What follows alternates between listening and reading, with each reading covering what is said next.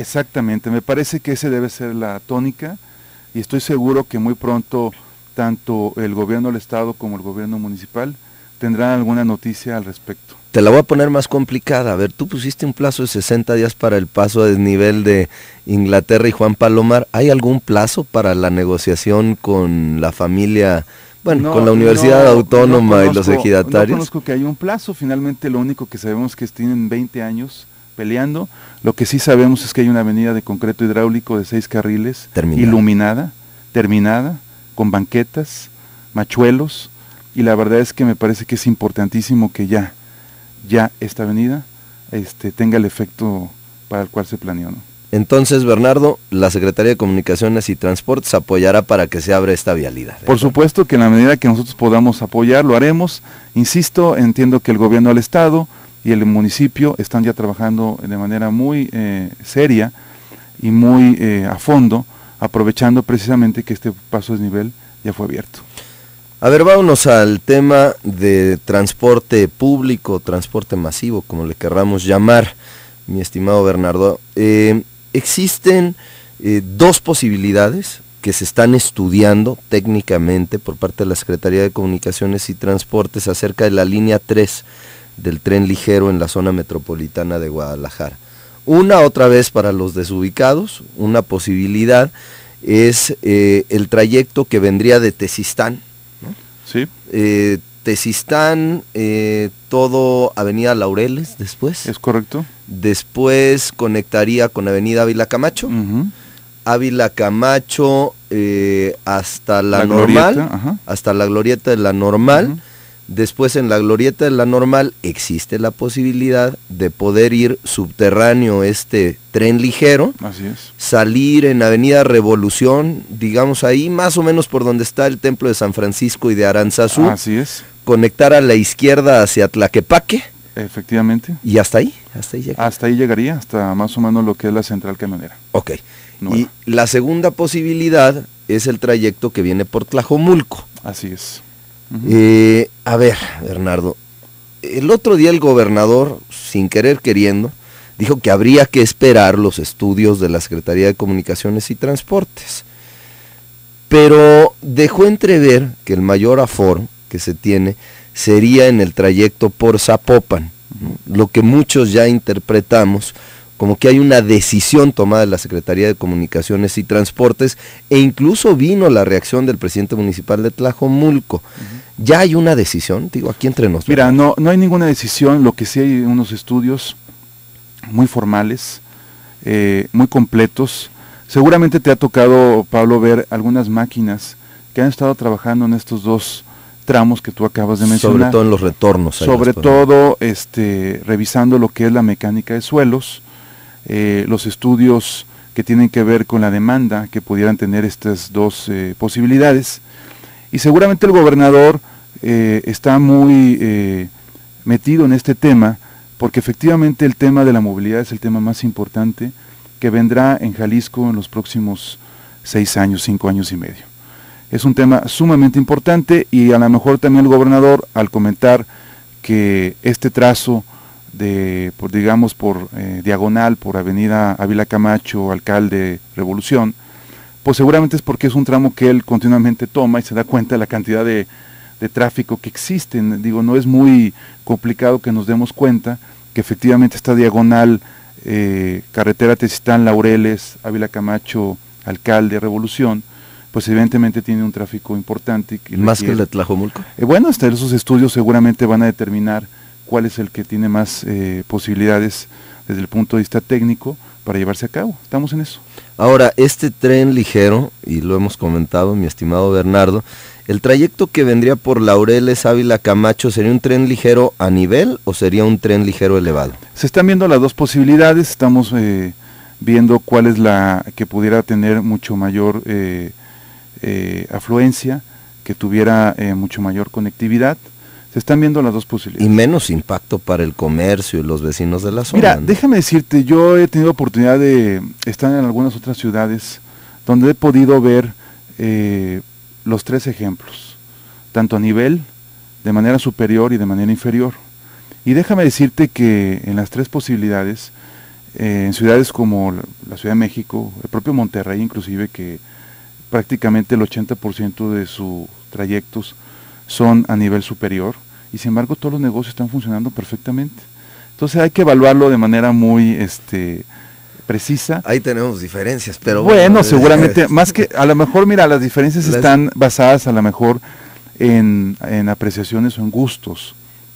Y bueno, por supuesto que hay que tomar en consideración todas las apreciaciones. Por supuesto que puede haber gustos, ¿no? Oye, me gustaría que fuera más por arriba o me gustaría más por abajo. No, lo ideal es subterráneo, pero el problema es el costo, ¿no? A mí, ¿sabes qué es lo que más me gustaría? Que primero en Jalisco tuviéramos la oportunidad realmente de tener primero los recursos. Vamos teniendo primero. Qué bueno que hablamos del tema. A ver, primero Bernardo. Vamos por los recursos y luego vamos a lo mejor por ese gusto, ¿no? El presidente de la República, el día 1 de diciembre, saliendo de San Lázaro después de tomar posesión del cargo, va y ofrece un discurso muy interesante en Palacio Nacional. Y entre muchas referencias que hace, es el compromiso por la infraestructura, y menciona dos casos: el tren ligero de Monterrey, o tren eléctrico, y el caso también del tren ligero para Guadalajara. Y se compromete a apoyar ambos proyectos. El tren ligero de Monterrey ha recibido ya el apoyo, ya tiene recursos asignados por 3,000 millones de pesos, si no me equivoco, son los recursos asignados.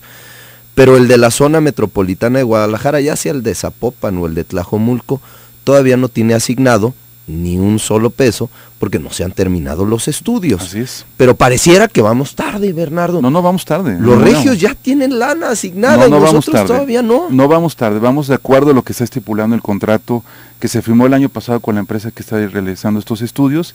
Y además debemos de recordar que el presidente de la República, siendo candidato, se comprometió a impulsar este proyecto.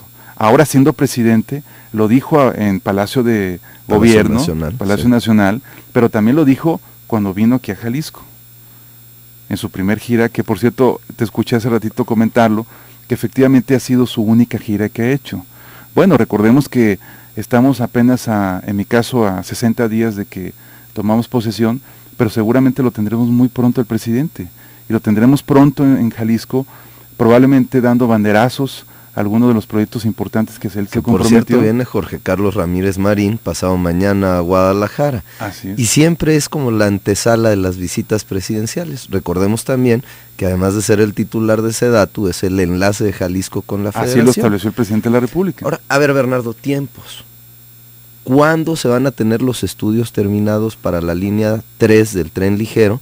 Y por lo tanto, después la negociación para conseguir los recursos suficientes para construirlo. ¿Cuándo? ¿Cómo ves los tiempos? Mira, yo estoy seguro que en este tercer trimestre de este año tendremos terminado estos estudios. ¿Estaríamos hablando que finales de septiembre? Por ahí más o menos tendremos seguramente ya terminados totalmente estos estudios, y estaremos en condiciones entonces de poder anunciar algo importante. Y ahora más, déjame decirte, es muy importante que no olvidemos que existe un plan nacional de infraestructura que está a días de que el presidente de la República o el propio secretario de Comunicaciones lo van a presentar. Y entiendo que hay una gran expectación, porque efectivamente el presidente de la República, en su gran mayoría de sus compromisos, Enrique Peña Nieto siendo candidato, tienen que ver con el tema de infraestructura.